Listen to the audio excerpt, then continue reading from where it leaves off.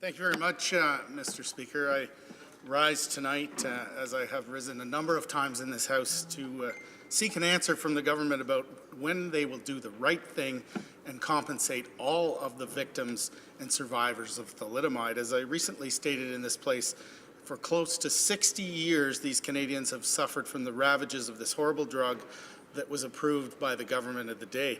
And as they grow older, their conditions are worsening and they require more assistance that they cannot afford. And this past spring, the Health Committee made a series of recommendations to the Minister after hearing from thalidomide compensation evaluation experts from around the world.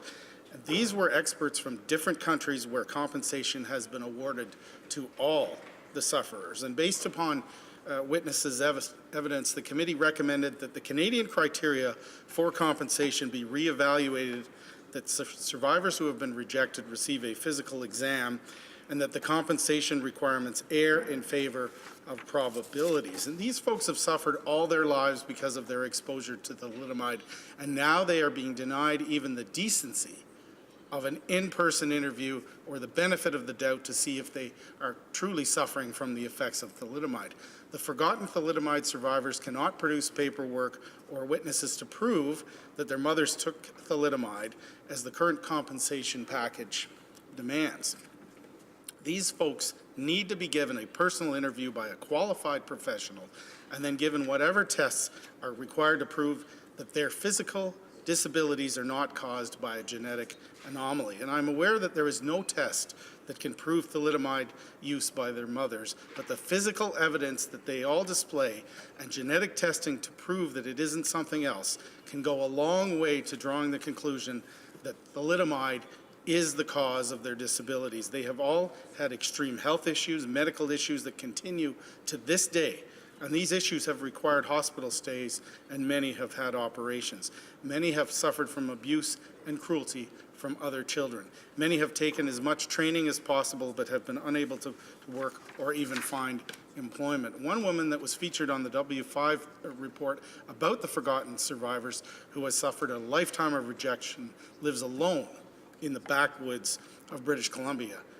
And Mr. Speaker, their stories are heartbreaking. The thing that really bothers me about this is we're really only talking about 24 people. In the overall scheme of things, what financial impact will assisting them have on our country as a whole? Let's put this into perspective. The cost in order to make their lives a little bit easier for however long that they have remaining. And as I've said in the past in this House, it is disgusting to think that we as members of Parliament in the greatest country in the world can't collectively do something to assist a few of our fellow citizens who have suffered since birth as a result of the decision that was made by our country's health department at the time.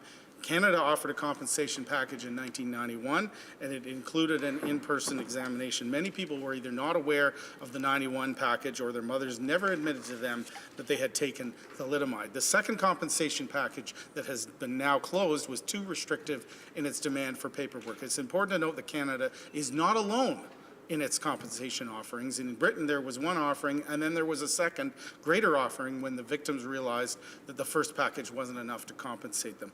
Victims in all these places received the courtesy of an in-person examination and the benefit of the doubt. Mr. Speaker, I'm calling on this government to show some compassion and some understanding and to move on the Health Committee's recommendation immediately. The Honourable Parliament Secretary to the Minister of Health. Thank you very much, Mr. Speaker. First of all, I'd like to acknowledge the remarks and also the unrelenting commitment that has been demonstrated by the member from Leeds, Grenville, Thousand Islands, Rideau Lake. And I want to assure him that we share in his concern and his compassion for the victims of thalidomide. Mr. Speaker, thalidomide was marketed and approved in Canada more than 50 years ago as a sedative to treat nausea in pregnancy. Samples were available from July of 1959 prior to approval in April of 61, and ultimately were withdrawn from the market in March of 1962. The drug had devastating consequences, leading to miscarriages, birth defects such as missing or stunted limbs, missing organs, and even death. And while the tragic results from the 1960s cannot be undone, it serves as a constant reminder to us all how important drug safety is and how far it has advanced in Canada. Mr. Speaker, in 2014, the House of Commons unanimously adopted a motion offering support to survivors of thalidomide. Even in the absence of a legal obligation, there is agreement on the need to provide support to Canadian thalidomide survivors so that they may age with dignity. And since then, there has been significant progress. Health Canada has made individual ex gratia payments of $125,000 to thalidomide survivors and has established the Thalidomide Survivors Contribution Program. The first ongoing annual support payments were issued in March of 2016 to confirm survivors in keeping with government commitments. Further, Mr. Speaker, an annual $500,000 extraordinary medical assistance fund for survivors has been launched, and this fund will assist survivors with expenses related to such things as home and vehicle modifications. Mr. Speaker, I want to assure you and every member of this House that the government has not forgotten about those who believe they may have been victims of thalidomide. The Thalidomide Survivors Contribution Program provided an opportunity and a process to assess unconfirmed individuals who came forward to determine if they are thalidomide survivors and eligible for the same support. And as of November 20th, 2017, 25 new thalidomide survivors have been confirmed, which, in addition to the original 97 living survivors identified under the 1991 Extraordinary Assistance Plan, brings the total number of Canadian thalidomide survivors to 122. Sadly, each year, a certain number of children are born with spontaneous or otherwise unaccountable malformations similar to those caused by thalidomide, and as noted by witnesses appearing before the Standing Committee on Health, identification of thalidomide survivors is a complex issue. In the absence of a definitive medical test for thalidomide, the Thalidomide Survivors Contribution Program has used an objective process to assess unconfirmed individuals to determine if they are, in fact, thalidomide survivors. The three eligibility criteria, verifiable proof of settlement from a drug company, documentary proof of maternal use of thalidomide, and listing on an existing government registry were developed under the 1991 Extraordinary Assistance Plan through a rigorous process involving consultation with representatives of approximately 400 persons who identified themselves at that time as thalidomide victims. Survivors who were confirmed in 1991 have previously met one or more of these criteria. Mr. Speaker, our government appreciates that given the passage of time, it may have been difficult for some individuals to find proof of whether the mother took thalidomide. And as part of the eligibility assessment process, individuals who felt they were unable to meet the eligibility criteria were given the opportunity to explain their situation to the independent third-party administrator and to provide what information they did have available in case they met the criteria. And as each case is unique, the independent third-party administrator reviewed each claim individually, thoroughly, before reaching an evidence-based decision. Our government recognizes the importance of maintaining the relevance and the responsiveness of Health Canada's programs. We're carefully reviewing the House of Commons Standing Committee on Health recommendations, calling for a review and reconsideration of the criteria used to determine an individual's eligibility for support. The government has heard the committee and other individuals advocating for changes to the criteria. The committee's patience is appreciated while we continue to assess the recommendations.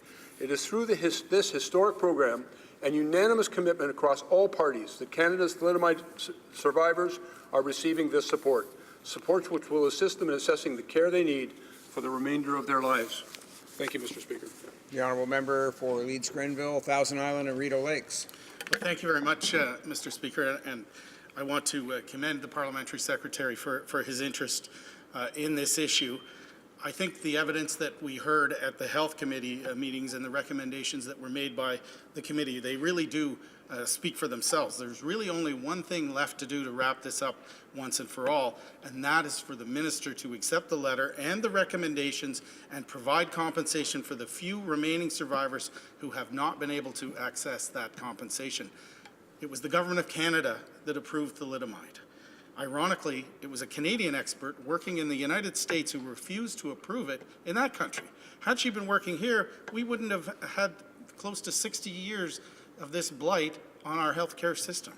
It's past time to do the right thing. It's time for the government to respond to the recommendations of the committee, which were, first of all, to ensure that an in-person interview was conducted, and secondly, that the government errs on the side of compassion. It's time to do the right thing. The people who have been the victims, they have endured a life of pain, a life of suffering, and a life of discrimination. It's time to do the right thing. I would appreciate a response to the committee. I know the government wants to do the right thing. Thank you very much, Mr. Speaker.